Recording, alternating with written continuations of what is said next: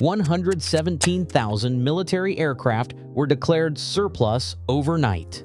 After World War II, engines were ripped from fighters and bombers. These were power plants engineered for thin air at 20,000 feet, and they sold for practically nothing. In garages on both sides of the Atlantic, builders did what no factory ever would.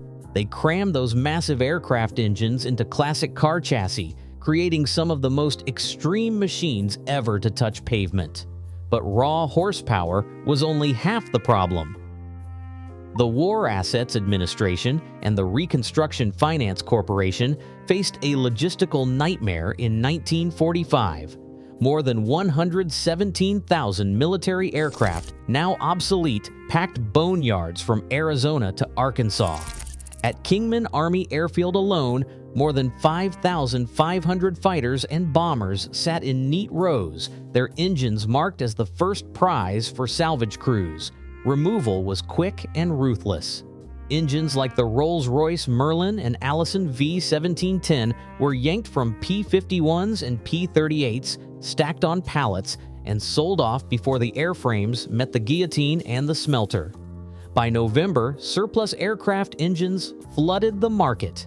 Government depots and 23 sales centers held public auctions, offering power plants designed for high-altitude combat at prices that tempted anyone with mechanical ambition.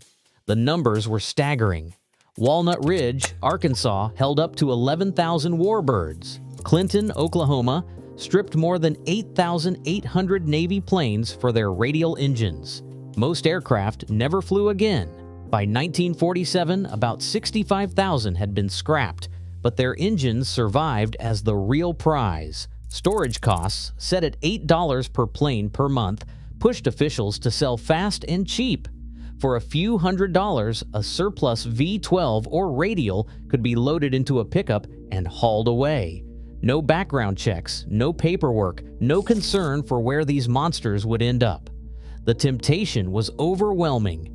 An engine built for a Spitfire or a Flying Fortress could now be the heart of a homemade speed machine. The scale of this mechanical flood set the stage for a new breed of builder, one who saw a mountain of war surplus not as scrap, but as the raw material for something outrageous.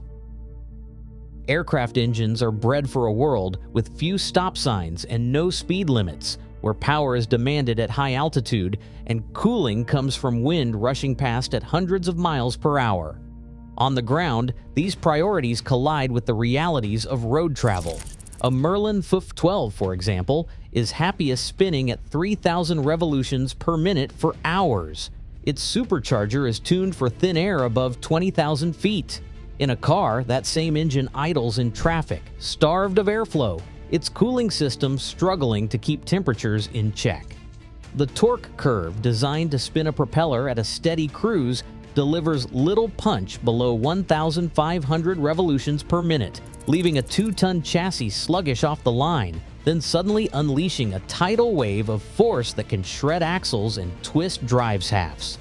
Superchargers, so effective in the sky, present a different problem on the ground. Altitude curves mean boost arrives at the wrong time and often overwhelms tires and stresses transmissions not built for such surges. Magneto-ignition, reliable at 30,000 feet, complicates starting and tuning on the street. Reduction gears, essential for matching engine speed to propeller speed, become a liability when adapted to wheels, multiplying stress on every link in the driveline. Cooling is the constant enemy. Aircraft radiators rely on a hurricane of air. At a red light, heat soaks into every metal surface, risking boilovers and warped heads. Even oiling systems sized for lightweight flight can starve bearings under the stop-and-go of city driving. Every adaptation, reinforced clutches, auxiliary fans, custom gearing, fights a battle against the fundamental mismatch between flight and road. This is the engineering contradiction at the heart of every aero-engined car, raw power but always on the edge of disaster. In 1927, the Sunbeam 1000 HP roared across the sands of Daytona Beach, propelled by a force no car had ever harnessed before. At the heart of this machine were two Sunbeam Matabele V12 aircraft engines, each with a staggering 22.4 liters of displacement. Together, they produced nearly 900 horsepower, an almost mythical figure for the era. The design team, led by Captain Jack Irving and overseen by Louis Coatalin, faced a challenge that bordered on madness: how to tame the combined fury of engines built for flight and channel it into a chassis designed for earthbound speed. The solution was as ambitious as the power plant itself. The car's frame was built from heavy channel steel, reinforced by cross members forged by Vickers. The cockpit sat between the engines for balance, while the entire structure weighed nearly 4 tons. The rear engine faced forward, the front engine faced back, both linked to a common shaft and a 3-speed gearbox, then driving the rear wheels through massive chain drives. Steel guards surrounded the chains and tires, and a 1/4-inch steel underbody was fitted to protect the driver if a tire failed at speed. Cooling posed an immediate threat. Special honeycomb radiators and a 28-gallon fuel tank were installed to keep the twin giants from seizing. Early tests revealed overheating and steering problems, but the team persisted, refining the setup until the car was ready for its record attempt. On March 29, 1927, the Sunbeam shattered expectations, averaging 203.79 miles per hour and becoming the first car to break the 200 miles per hour barrier. The feat was more than a technical triumph. It was proof that aviation power, when forced onto 4 wheels, could redefine what was possible on land. The Sunbeam's victory set a new standard, but it also hinted at the perils of chasing speed with brute force, foreshadowing the mechanical strain and catastrophic risks that would haunt every aero-engined car to come. A restorer in the United Kingdom once stared at a 1930s luxury chassis and saw only one possible improvement: a 27-liter Rolls-Royce Merlin V12, the same engine that powered Spitfires and Mustangs to glory. The result was a Bentley transformed into a rolling monument to mechanical excess. With nearly 650 horsepower, more than 10 times what the car's designers ever imagined, the Bentley's elegant proportions now hit a force that could shred its own tires in a single burst of throttle. The Merlin alone weighed close to 1,500 pounds. Mounted up front, it turned the car into a nose-heavy juggernaut. Weight distribution became a cruel joke. The rear axle, designed for gentle touring, now had to cope with a tidal wave of torque. Springs sagged under the load, and original shock absorbers proved useless, bottoming out at every bump. Even the frame itself flexed under acceleration, threatening to twist with each surge of power. On paper, the numbers dazzled. A V12 with a supercharger, a displacement greater than most city buses, and enough torque to spin the wheels at highway speeds. But reality bit back. The brakes, never intended for triple-digit speeds, faded to nothing after a single hard stop. The transmission, a relic from a quieter era, clattered and groaned, barely holding together as the Merlin's fury hit the driveline. Fuel economy plummeted to single digits. The car could empty its tank in less than an hour of spirited driving. Every outing was a gamble. The restorer, undeterred by the risks, saw the Bentley not as a museum piece, but as a test of nerve and ingenuity. A luxury car forced to carry the burden of a war machine.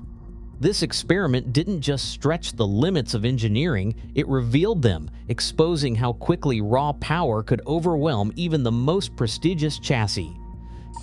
Cliff Hicks's Allison-powered hot rod hit the scene like a thunderclap.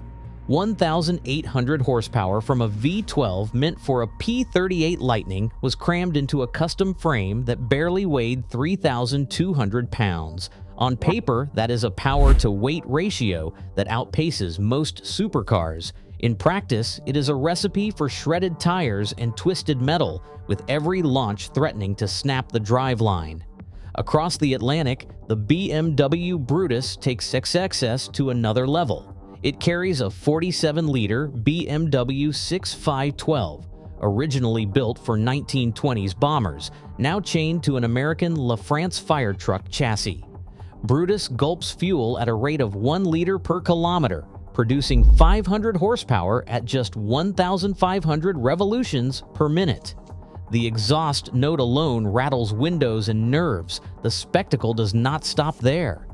The Fiat S76, known as the Beast of Turin, brandishes a 28.5-liter straight six that shakes the earth.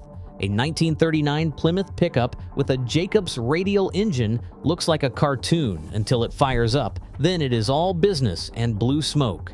Meteor tank engines, too, found their way into luxury specials. Each swap a gamble with physics. Every one of these builds pushes the envelope of what a car can handle, daring the chassis, brakes, and nerves to keep up with aircraft-grade fury. Mechanics confronted with aircraft engines shoehorned into car frames had no instruction manual, only a growing list of problems. Standard gearboxes shattered under torque, so builders scavenged reduction gears from tanks or fabricated custom housings to tame the revolutions per minute mismatch. Clutches, overwhelmed by the sheer force, were replaced with multi-plate racing units, sometimes borrowed from heavy trucks or even surplus military vehicles.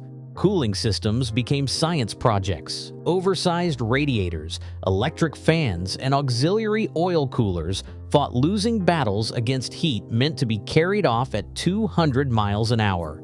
Some cars ran with parachutes bolted to the rear, the only way to slow down when brakes faded to nothing. Every solution bred new failures. Axles sheared, frames buckled, and transmissions howled in protest. In the shop, ingenuity was endless, but so were the limits. Each fix was a wager, never a guarantee. Today, the allure of impossible power still tempts builders to ignore engineering limits. As technology advances, the line between brilliance and disaster grows ever thinner. These machines remind us, when raw ambition outruns design, spectacle and risk become inseparable. The true cost of speed is never just mechanical. Share your thoughts below.